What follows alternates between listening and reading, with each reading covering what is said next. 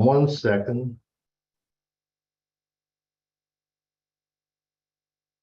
All right. Hey, everybody. Welcome. This is Township Tuesday. Jeff Krieger, Executive Director of MAT. Thank you very much for being here. I do want to just to show my appreciation to you guys who are here week in. I say twice a month, not week in, week out, but every other week. And first and third Tuesdays of each month. And you're here to learn. You're here to find out what you can do better for your townships, get your questions answered, and so forth. And I really appreciate you using this forum. I'm glad that we have this. I have no intention on stopping this forum. And so I think it is, even though we're up to 27 people now. Like I said, typically we have 30 to 40 people on here. That's the 30 to 40 people that we can help. And I think every person that we can help, it all counts. And I enjoy doing this. I think the staff enjoys doing it too.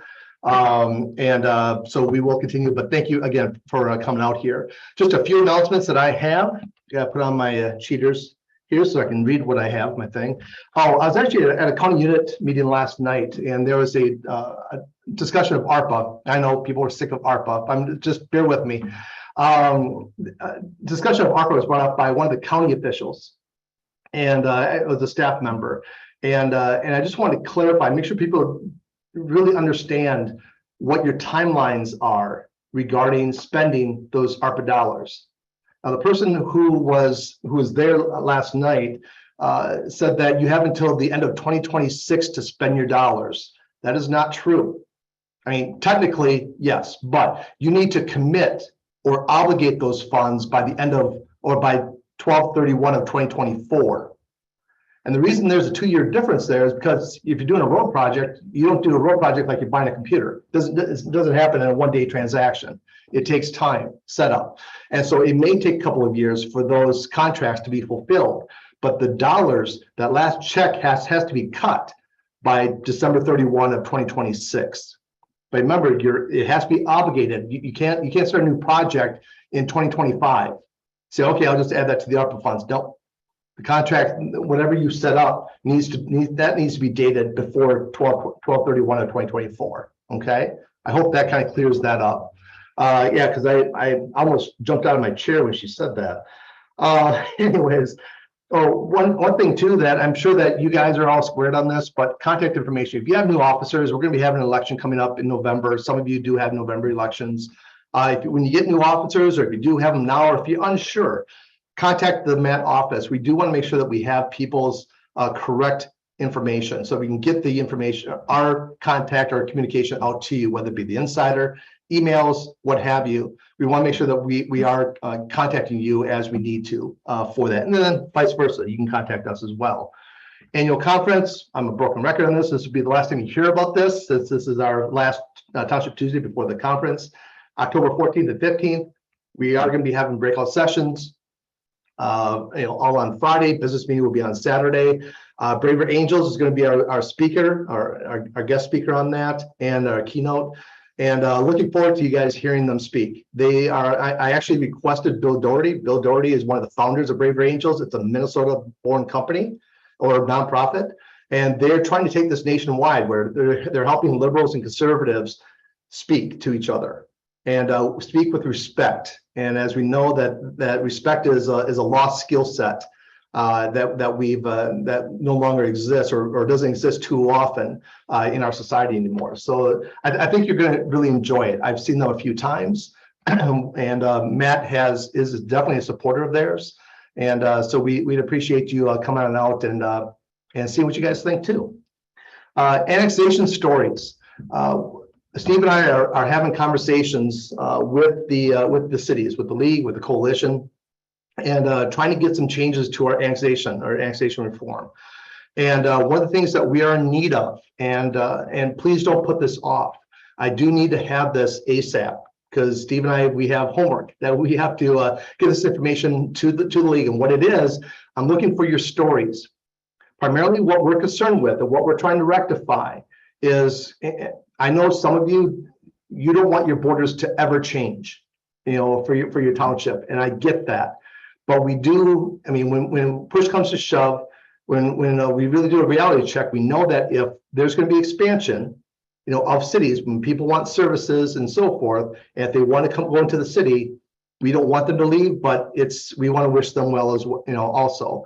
But our biggest beef right now that we're trying to combat is annexation without development. It's just a straight land grab where cities are just trying to fill their tax coffers. So please, if you have those stories, be as detailed as you can, because we want to get it out to the league and the coalition so that they can check up on this. And I do have a couple of stories. I don't need everybody's stories, but I haven't gotten many at all. So if you do have one, I'd rather have way more than what I need than not enough. So please send that to me, info@mntownships.org if that's an easy one to remember, or my email directly is jkrueger. I'll spell that, JKRUEGER @mntownships, and it's plural, townships.org, and jkrueger@mntownships.org. And I'd love to have those stories so that I can share that with our counterparts over there. I also received a call from the state auditor's office. They are going to be doing a bus tour. Actually, Mike Nelson, who is chair, he's a representative, Mike Nelson. He's chair of the state gov finance committee. He's also on the transportation committee. They are looking to see how government funds are being spent. This is actually a good thing. So it's supposed to be a positive bus tour. And so they're going to be looking at cities, towns, counties, and Julie Blaha made it sure that her staff contacted me so that they can have townships be looked at too. And if we're able to, it's just going to be a quick tour, but if we're able to, and actually have you supervisors be able to meet with, I don't know who's all going to be on this bus tour, but actually have you communicate with them as well. And what they're looking for are road projects or any projects. If you had a town hall built and or in the process of being built, we like to have that. They are looking for people who are communities that are closer to the Twin Cities, so they don't have to drive up to Fargo. And I know Fargo's in North Dakota, but anyway, up in the Northwest, up in the Northeast, whatever, they want to kind of be within like an hour of the cities. So if you're in that kind of diameter, geographical diameter, let me know. Send me that story. I'll probably contact you to get a little bit more information, and we can kind of go from there, and I'll send that in. So, and if we can get a couple of projects, if the communities are kind of close by, we'll try and work that out. So please go ahead and send that in to me. Let's see, legislative session. We are going to have, I think I have mentioned this to this group here. Obviously there was nothing that was done. No transportation bill that was passed. Even years of the bonding years. And so that was not done. So we're hoping that they will still do it in the 2023 session, which starts on January 3rd. But we are going to be going after, watch a step back. So what was agreed upon by the governor, by the House, by the Senate was 6% of the auto parts sales tax revenue, which, because they're looking at 100% of that going into the HUTDF, which is a highway user trust fund. And then a portion of that amount is 6% of the whole would go to townships, 6% would go to small cities. And based on 2021 dollars, you're looking at about $18.5 million, which is not bad. That's in addition to what we're already getting this year. I think we're getting $51 million in our gas tax state aid. But we're going to go after 15% next session. And the reason for that, and just pull that number out of my butt. So Senator Howe, when he had his first, when he first authored his bill, he had in there 12%, and which would have given us 37.8 million or something like that. But when we crunch the numbers and we find out what exactly it costs for us township to maintain our roads, well, right now with gas tax, with the current status, we get about $1,000 a mile. And so, which is not a whole lot. So what we're hoping for is that with all the maintenance that we do with the snowplow, with so forth, I'm looking at getting 15%, which would get us closer to that $100 million total package that us townships can get. And I know I have mentioned this little story. Now, Wisconsin, and I don't want to keep comparing to other, but this works in our favor. Wisconsin has 60,000 miles of roads. We have 55,000 miles of roads. This year, and I found out that this is ongoing dedicated funding. This is not just one-time funding. They're getting $168 million this year in 2022 for 60,000 miles of roads. We're getting $51 million, a third, less than a third, for 55,000 miles of roads, 5,000 miles less. So we definitely have some disparity there, and I think that our state government can do more, especially since we're climbing on to $10 billion or more surplus, coming into this next legislative session. So that is, wait a minute, let me check to make sure. That's all the announcements that I have before I pass it off to our attorneys. Any questions for me? Better put my glasses on so I can see the chat. Don't see anything in chat. You can unmute yourself if you like, or be like an auctioneer, going once, going twice. I hear nothing. So Graham, or who am I taking away from, or to? See? This is Gussie. Oh, Gussie. Hi, Jeff. Could you give me those numbers again? 55,000 miles for Minnesota. How many dollars? We get $51 million this year, and it goes up and down because it's with the gas tax, however much is being used. So we get $51 million for townships and 55,000 miles of roads. Wisconsin has 60,000 miles of roads, 60, and they're getting $168 million this year. And so there's an increase this year. I'm sorry to interrupt, but there was an increase this year. We got about 50% more than we did. I don't know where that came from. I don't know why. But I anticipate that we will have less next year because of people driving smaller cars, using less gas that way. Do you think that's true, or is there something that's going to be bolstering this? Well, there's also talk because electric vehicles are becoming more prevalent, and I know there is going to be discussion. There was last year. It didn't go anywhere, but as far as having some type of electric vehicle tax, and so they have some challenges when it comes to that. Of course, electric vehicle people are not going to like that, but our roads still need to be paid for, and they still utilize those roads, and it is only fair that everyone has to pay their fair share. This is not one where anybody should be able to escape from.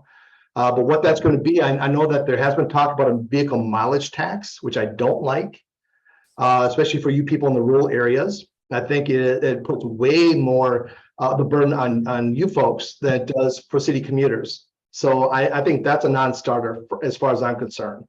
But again, if it does come to that, if that does come out, and there's support for that, I'm going to need to have you guys have my back, have our back, and contact your legislators. And if that ever tries to come to pass, because I don't think that's what we want to have, and is a vehicle mileage tax. But again, what they're specifically going to come out with, that's yet to be seen. We'll see what happens when the session starts. Is there a chart? Is there a tax at the recharging stations yet? I don't know, Steve. Do you know? I don't think so. The energy tax that anybody pays, it's set by the PUC, but that does not go to transportation. No. It goes to I don't know what it's dedicated to, if it's general fund or what it is. There's this issue came up in our L&R last month, and in the course of our research, we did find work from MnDOT on this. It's something they produced March of 2021, electric vehicles in Minnesota. The amount of electric vehicles is not very high right now, because see, what does happen when electric vehicles are purchased is the motor vehicle sales tax does go into the gas tax, if you will. And right now, those vehicles tend to be more expensive. So the document from MnDOT is basically saying that right now, electric vehicle purchasers are contributing more to the highway user trust fund than our fuel users, because of how they break this down. It's in the report there. There's a move to put some kind of fee on them. They've settled right now. I believe it was Senator Howe actually wanted like an added registration fee, so it wouldn't be at the charging station. It wouldn't be per mile. It was going to be an estimate of, well, what would a comparable fuel vehicle pay? And they added it or proposed to add it to a registration fee. So that is one idea that's out there. It's not I would not say it's a slam dunk that they are paying less, at least with the price is high when you purchase an electric vehicle. And with most manufacturers saying that they're going to go to completely electric, eventually, I think we're all going to be electric vehicle people, whether you like it or not, because that's just what's going to be sold. So there's different ways that they're looking at doing this. Fee up front with the motor vehicle sales tax, annual registration that accounts for a comparable mileage, something that you'd pay if you had a fuel vehicle. Charging, that could be a big deal. Gussie, I think you're right, that could be a means that they attack that as you charge it, it accounts for it. So there's a lot of ideas out there. Thanks, Steve. Appreciate that. And yeah, I do know, obviously, when you buy a vehicle, that sales tax does go to roads, and on average, electric vehicles do cost more. But how many of you have bought an F-350 pickup truck anytime recently? And you're pretty much approaching the price of what those electric vehicles are, and you're not getting any break on those. So, but that's all I have, unless there's another question. And hearing none, Steve or Graham, I'll throw it on to you. All right, Graham, why don't you go ahead first? Graham's going to talk about some vacancy questions, vacancy issues that commonly come up. Graham, you ready? Ready. Can everybody hear okay? All right, I am gonna go ahead and try to share my screen here. Just a moment. All right. In the interests of helping out the visual learners among us, I'm trying to do a PowerPoint presentation this morning. We will see how it goes here. Okay, so talking about vacancies on the town board. This just happens to have been the most common question I've gotten in the last 2 weeks or so. And so I'm just going to talk about what constitutes a vacancy, the implications of different kinds of vacancies, as well as sort of just the mechanics for filling it. So when is a seat vacant? There are a couple of sources where this comes from. The first one is from chapter 351, relevant to us. 351.02 provides 8 different occurrences. Now, these are mostly pretty obvious. If somebody dies, if somebody is removed, if somebody moves away and loses residency, if somebody's convicted of an infamous crime, then you're out. That's a vacancy. That's the end of that discussion. But because the legislature is very determined to make things confusing for townships, we have a bit of a bonus statute here. And that is 367.03 subdivision 7. So in addition to sort of the conventional reasons for a vacancy, there is this 90-day period. So in addition to the events specified above, a vacancy in the town office may be declared if the town board by the town board when an officer is unable to serve or attend board meetings for a 90-day period because of illness, absence, refusal to attend. Now, unfortunately, it does actually matter which mechanism we're using to get this vacancy. And the reason for that is because the second statute that we were talking about, this 367.03 subdivision 7, allows the original member to come back if they get well, if they start resuming their duties, if they start coming to board meetings, then the board shall by resolution determine that and remove the appointed office holder.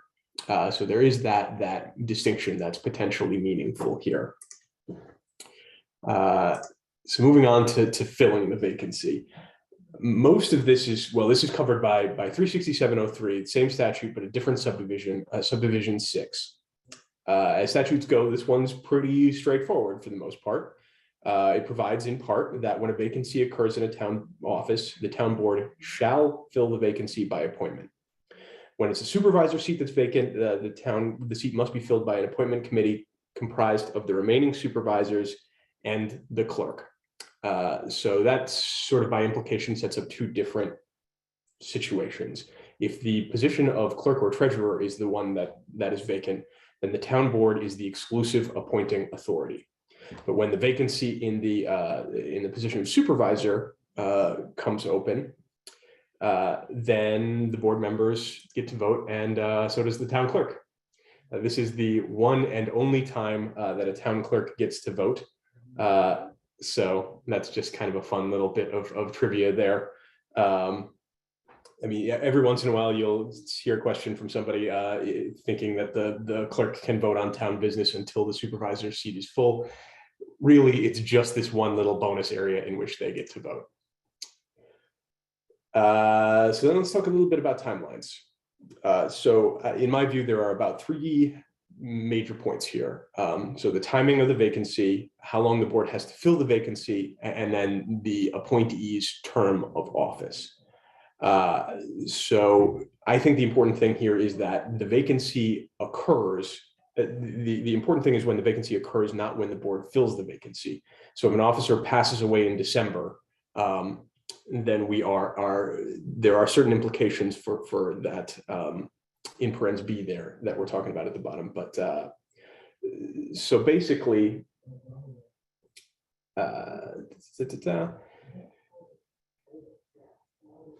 subdivision B, for the most part, when a vacancy occurs, the town board shall appoint, and that person serves until the next township election. Obviously, sometimes that's impractical. And so the legislature has set a line out in subdivision 6. This is when the vacancy occurs in a town office with more than 1 year remaining in the term, and on or after the 14th day before the first day to file an affidavit of candidacy, the vacancy is still filled by appointment, but that person is going to serve until the next township election, not the election immediately following.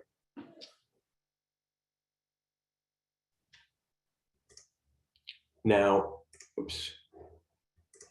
in terms of how long the town board has to actually fill the vacancy, I think it's an important detail to note that the statute does not provide a specific timeline. We recommend that town boards act reasonably in this, and we take the view that reasonably is going to be a little bit different depending on your circumstances. So if somebody passes away in a car crash, unfortunately, obviously, it's going to take a little bit more time to interview candidates and to think about this problem in a disciplined way. And so if you spend 2 months looking for a candidate, that's going to be a lot more reasonable than if somebody lets you know, hey, look, I'm going to be moving out of the state next year, so you should be thinking about, filling the seat potentially. Now, in terms of who can fill this vacancy, there are 2 sources of authority. Minnesota statute 36703 subdivision 6 gives us the basics. They have to be an eligible voter, they have to be 21 years old or older, and they have to be a resident of the township for at least 30 days. Now, again, because the legislature loves to ambush us with stuff, there is another statute out there that is potentially relevant to our board members' decisions here, and that is 471.46. Which basically says that if you are on the board, even if you resign, you cannot appoint yourself to the open position. No town shall be appointed to fill a vacancy in any elective office if that officer has the power, either alone or as a member of the board, to make the appointment. Such ineligibility shall not be affected by resignation before such appointment is made. So even if you go so far as to resign before the appointment is actually made, if you are a board member, then you can't appoint yourself to the vacant position. So the last question that I sometimes see, or the last way in which this one potentially occurs is what happens if we just don't do it? What happens if we just wait? So like we mentioned above, there is no specific statutory timeline here. However, that doesn't mean there are no implications. If you're talking about a 3-member board or a 5-member board, and there's 1 vacancy, you can still make quorum, which means that town business can still occur. And that's pursuant to Minnesota Statute 366.01 subdivision 1. The implications are a little bit different for 5-member boards, but obviously, if you're on a kind of standard 3-member board and there's 1 vacancy, and then somebody else gets hit by a car or has some sort of emergency and can no longer attend, that's really bad. Now there's no quorum. Now township business can't occur, which means, you know, bills can't be paid, which means that you're potentially looking at violations of the Prompt Payment Act. If there's an emergency that comes up, you're in trouble. So we definitely strongly recommend that you don't sit on something like this. The other potential difficulty here is that there are, so Minnesota Statute 367.03 subdivision 6 in parens F tells us that certain people can, if the town board fails to fill the appointment or fails to fill the vacancy, can call a special election. There are 3 ways that that can happen. The supervisors, the remaining supervisors and the town clerk together can do it. Any 2 of them with at least 12 town freeholders, or on the petition of 20% of the electors of the town, a special election will be called. So if you just leave this thing open, aside from risking, you know, the potential of town business being potentially paralyzed, 20% of your town could get mad and make you call a special election and do a bunch of work that you wouldn't necessarily have to otherwise do. So that is about the size of it. Does anybody have any questions? Let's see, it looks like we got. I do, Graham. It's Gussie Krug. Hi, Gussie.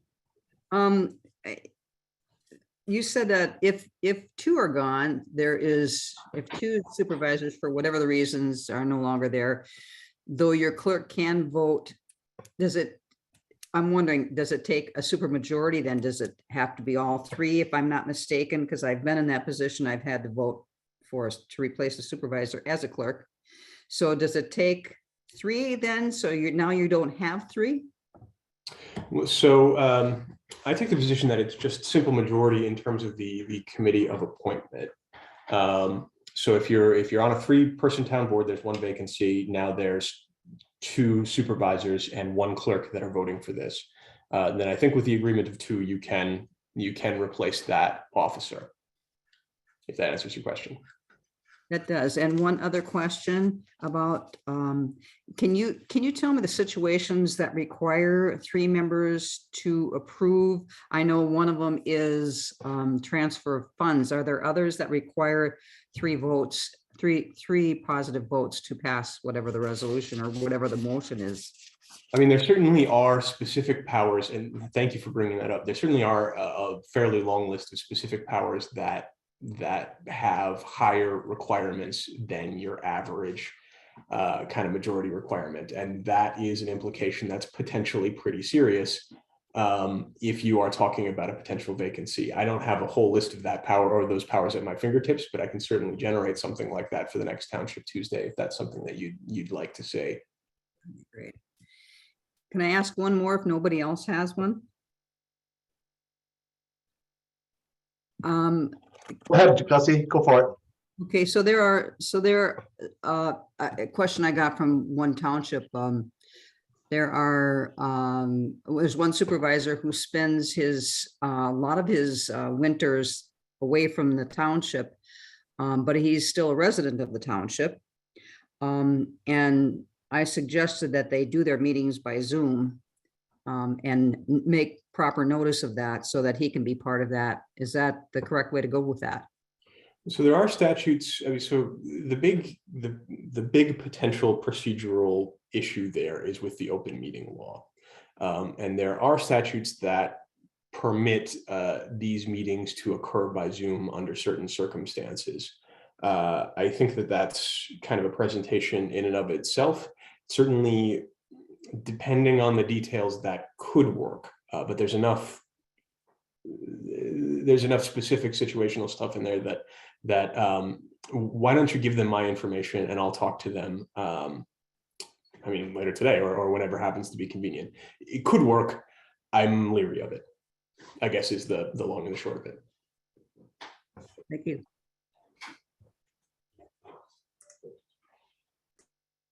I can't say that it's not I can't say that it's not permissible based on the information that I have now, maybe is the most precise way to say it.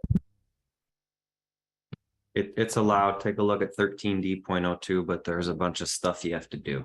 So they should call and find out what all of that is and understand if somebody doesn't do it, you have an open meeting law problem.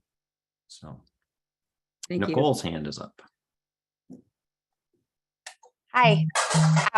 It looked like in the chat, Chris Weber had a question, and then I just wanted to see if Graham could email that information to us, because that was a lot of really good information in one great PowerPoint. Sure, I'd be happy to send out the PowerPoint. But let's, why don't you stick your email in the chat, and I will send you the presentation. Okay. Graham, if you could send that to all the trainers, that would be great. Sure.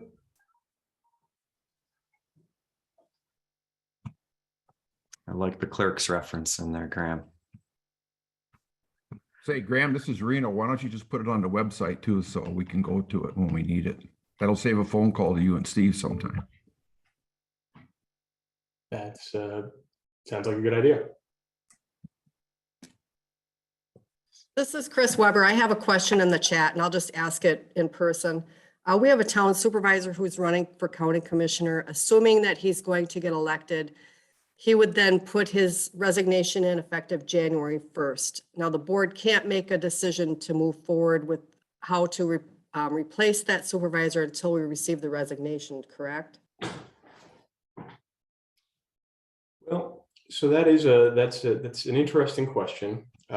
There are no specific statutory timelines here.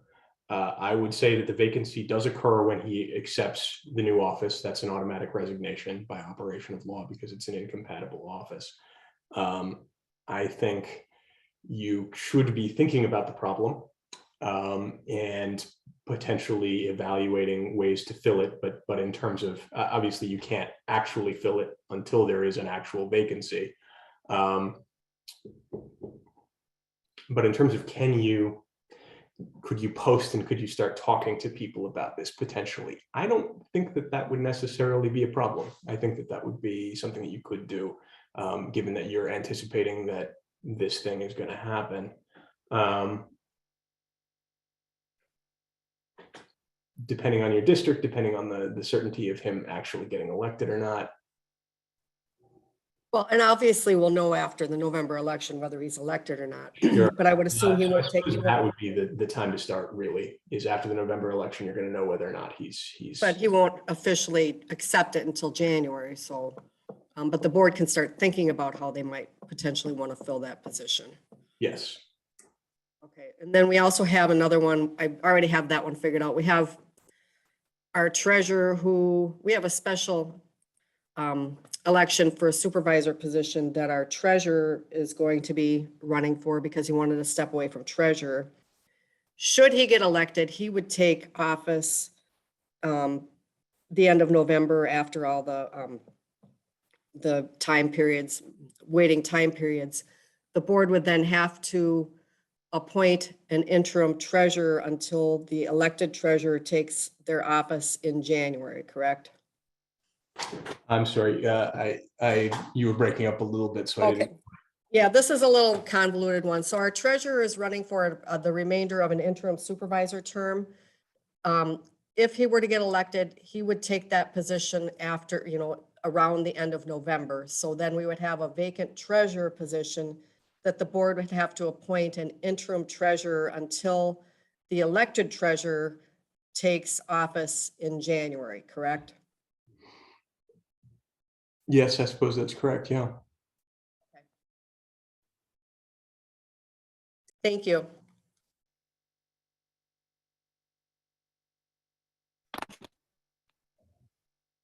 I'll add, why don't you look at the timing provisions in 367.03. There's some timing factors that are described there of when you can appoint someone. And so it's a gap matter. Are you within a gap that you cannot appoint? So you'd probably want to take a look at that language and just see if you're in the gap when you're not allowed to do anything, which poses its own problem. But if that's the case, give a call. All right. Pat asked, do you have a deputy treasurer? Do keep in mind that if the treasurer or clerk resigns or is gone, the deputy is automatically removed as well. The deputy never survives longer than the appointing authority. So that only works if your clerk or treasurer still is the clerk or treasurer. So any other questions for Graham?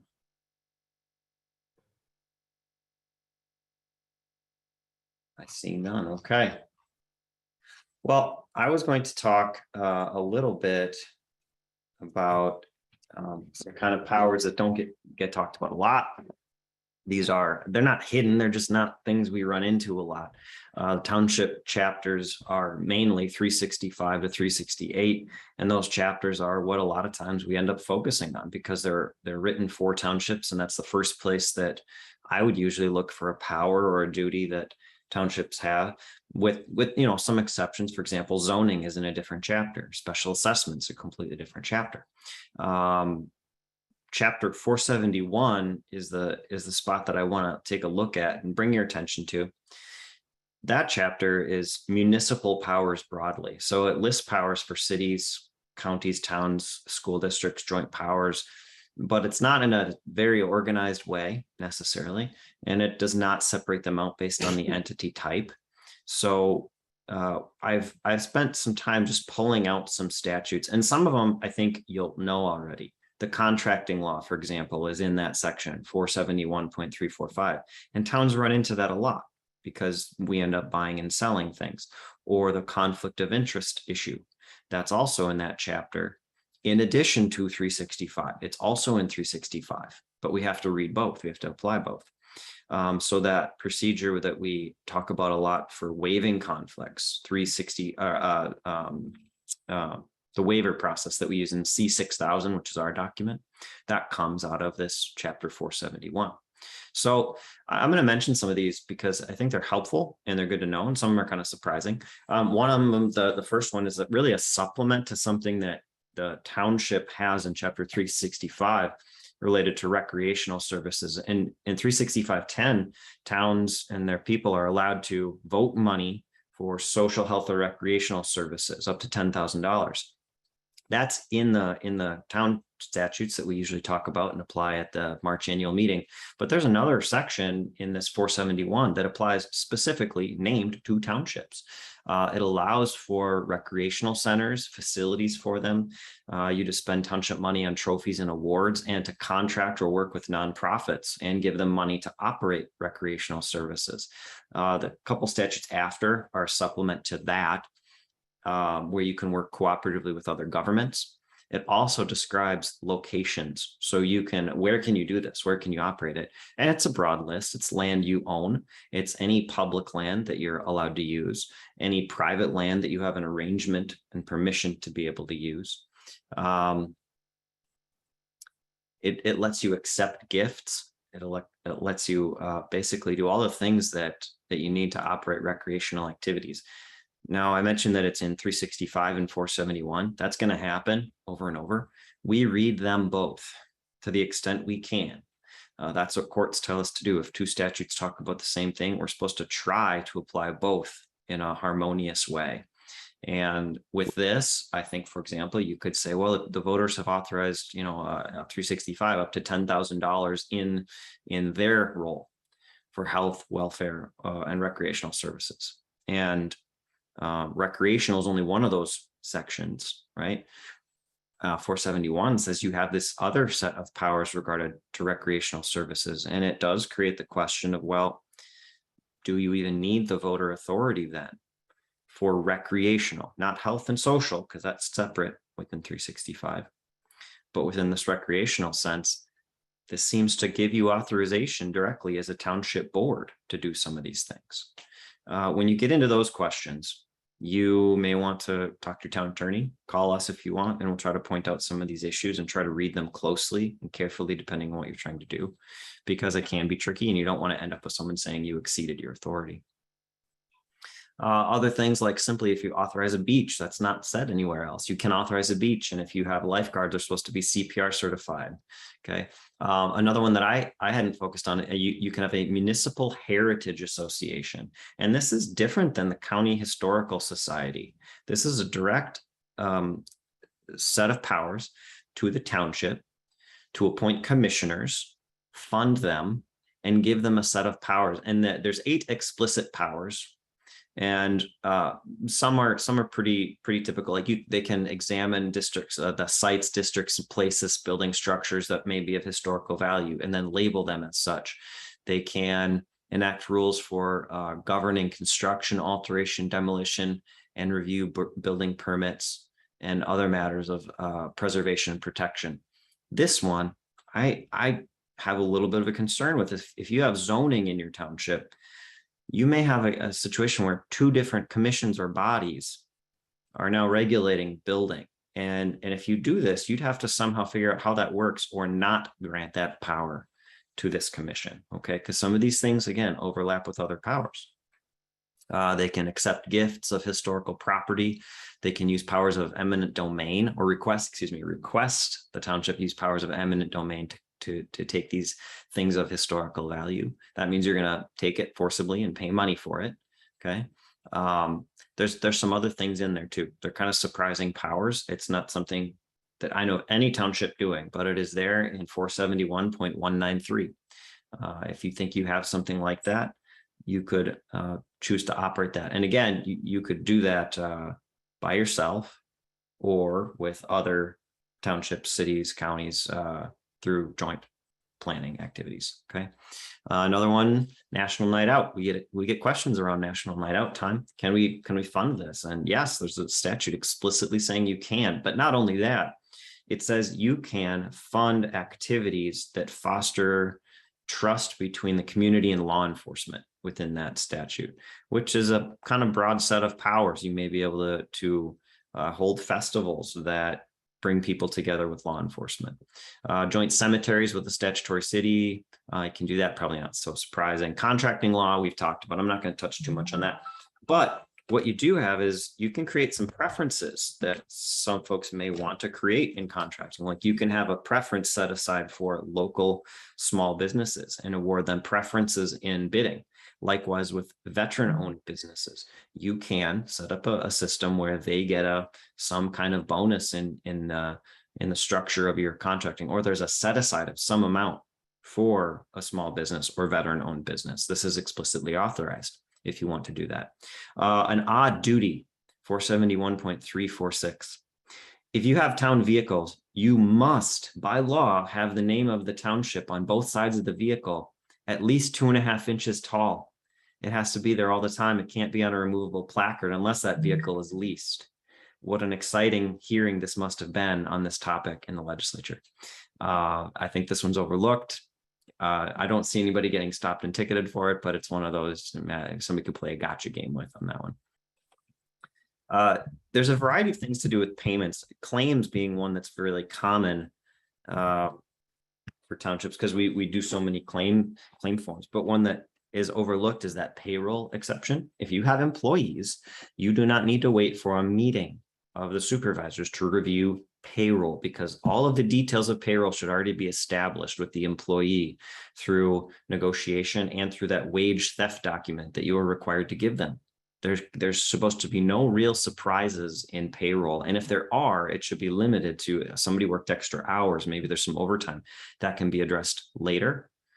But in the moment, it's most important to get people paid. So that is in chapter 471.38. It also authorizes different forms of payment. Warrant is one that it says, I ask you not to try and issue warrants for payment because they're a confusing topic and there are better ways to pay and there's better ways to raise money if you do need money. Okay, but you can pay by check and electronic payments forms. All of those are opportunities. Next statute there is 471.382, which allows a township to use credit cards. If you use credit cards, You have to have a written policy. The state has a sample policy, but it's really big, really long. I have not made my way through it because it's just so complicated a policy. I don't think you need that kind of policy. The things you're looking for are spending limits, which might be regulated by the card. A balance is never carried. There should never be interest paid on a credit card. It's purely for convenience. And that's because that would be a loan. And loans are, as many of you know, prohibited for a township. If you're going to have debt, it has to come from a different method. So things like that, you have to have original receipts. The credit card statement does not do for purposes of recording what was purchased. Pat asked, how do you get a credit card without it being linked to a person's credit? Usually there's the application requires a person to be connected to it, but it should not affect that individual's credit because it's being issued on behalf of another entity. And a bank that works with local governments should be able to make that distinction. Because of my understanding here, federal laws and tracking of finances, so that there's not crime and then there's not terrorism, we track who has access to credit and all of these things. And so there will be an application and they'll probably check your credit. They'll need your social security number because they don't issue it to a business itself. It's issued to a person associated with the business, but it should not go to that person's credit because it's not issued on the basis of that individual's credit. So Pat, I hope that answers it. And we'd have to work with the bank to make sure that they understand that. The prompt payment statute. Local governments are supposed to pay their bills within 35 days if you have a monthly meeting. And if you don't, there's automatic interest that is supposed to be given to those folks who are owed the bill. Now, I don't know that folks know that they're entitled to automatic interest, but it's in statute. It's not that you have to up and voluntarily give it over unless they demand it. And then, yeah, you probably have to. If your town meets less than once a month, you must pay bills within 45 days. And when I say bills, I'm not talking about payroll. Remember, it's not that. These are the claims that you get in over the month. It contemplates the idea that a township may not have meetings every month, but it really says you do have to have them at least 45 days to make sure that all these bills get paid. Chapter 471.462 allows direct deposit. And some of these are so minor, you would think, gosh, is that even, do we even need to say it? But at a certain time, these things were new. They were not used by everyone. And there were questions of whether a township or local government could do them. Well, this is allowed. Joint powers are authorized there. I'm not going to go into joint powers for you. Another one for employees and officers. A town may offer benefits, health, health, accident, life insurance, medical insurance for the officers. So that means elected or appointed officials, employees, and their dependents. So towns, yes, this has a real cost, of course, to offer benefits, but just like a county or city that's larger, they have to offer those benefits to be able to keep employees. Otherwise, employees will go somewhere else. Towns can do this too, and there are ways to accomplish that. And it will cost something, but it might be necessary in some townships. Statute 471.615 also allows the town to purchase an individual annuity on behalf of an individual working for the township. This is an unusual one because it's an insurance product that really just provides money based on usually a timed incident. It's not based on injury or something like that. I don't know the history of this. I'm curious if the history of this is related to pension, where an annuity may be some way to fund some kind of pension owed to a person outside of the PERA system, or if it's something else. I don't know. I don't know of any town using it, but it is available. Again, shifting gears, I mentioned it's not a very organized statute. It jumps to regulation of firearms. Towns cannot regulate firearms themselves. They can regulate the discharge of firearms, the who, when, and where can be regulated. But it's a narrow regulation. You also have powers related to zoning. You can regulate where they can be sold. That's a zoning power allowed to local governments. One of the oddest statutes I've seen, and I pointed this one out to Graham this morning, 471.64, it actually says, ignore the statutes. It says, ignore these statutes. If the township is working with the federal government or another government, in contracting, it says you can ignore other statutes related to contracting. It is the only statute I know of that says you can ignore statutes. It's very oddly phrased. It's a nice exception in that you can work with other governments free from the municipal contracting law, for example, and other things like that. All right, we're getting close to our time. So I didn't make it all the way through the chapter. I'm gonna end with a couple others here. One, surprisingly, it had to be said, you can offer vacation, paid or unpaid, to employees and officers. Again, at a time that was not clear. This statute makes it explicit. Next, no use of personal vehicles except under certain circumstances. That's 471.666. There's a couple other things, again, shifting gears. Financial reports. There's one 0.697, and this talks about financial reports being required.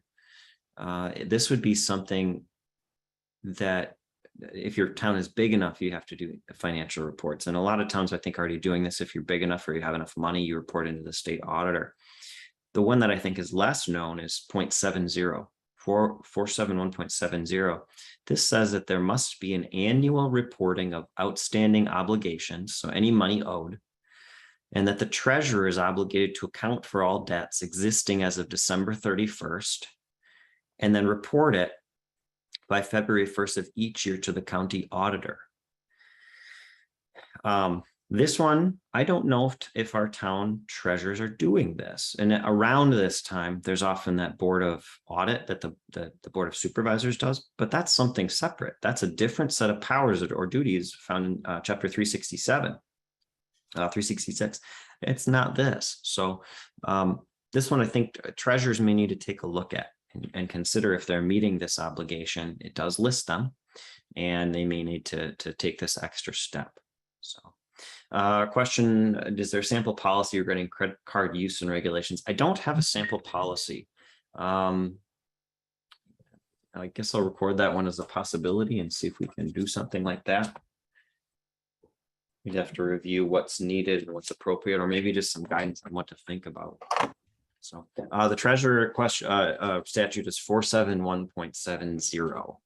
471.70. So I didn't even get all the way through 471, okay, in what I talked about. There's some stuff at the end still. My point is, so often, even for me, when I deal with these things every day, I know there's a power somewhere, but I don't always remember quite where it is. And it's because of this. They're not organized. They're in different places. Some of them you run across and you think, oh, I thought that was implied. I thought that was, it wasn't explicitly stated. I thought it was allowed through something else. And then we find a statute that says, no, in fact, you can give vacation. These are kind of surprising, but they're solid ground to stand on. So thanks for bearing with me while I went through some of these. All this is to point out this stuff is out there, and we do need to look. We got to try to find it, but it's there. So please give a call in when you have these questions. Graham and I, we will try to find that explicit language. And if we can't find it explicit, we try to find something that's implied. Like nothing says you can buy a shovel. Nothing says you can buy even gravel. But of course you need it to operate roads. Those are implied powers through this. So, all right, that is all I have because we are almost at an hour. Is there anything else? Any other questions today? I would just like to remind everybody about the annexation stories that I talked about earlier. Please don't forget, we do want to have those so that Steve and I can submit those to the league and the coalition before our conversations that we have. And that's all I have for a reminder. Okay. Anything else, Steve? I don't think so. That sounds good, Pat. Appreciate that. Look forward to seeing you there. Everybody else, hope to see you there as well. And have a great rest of your week. Take care.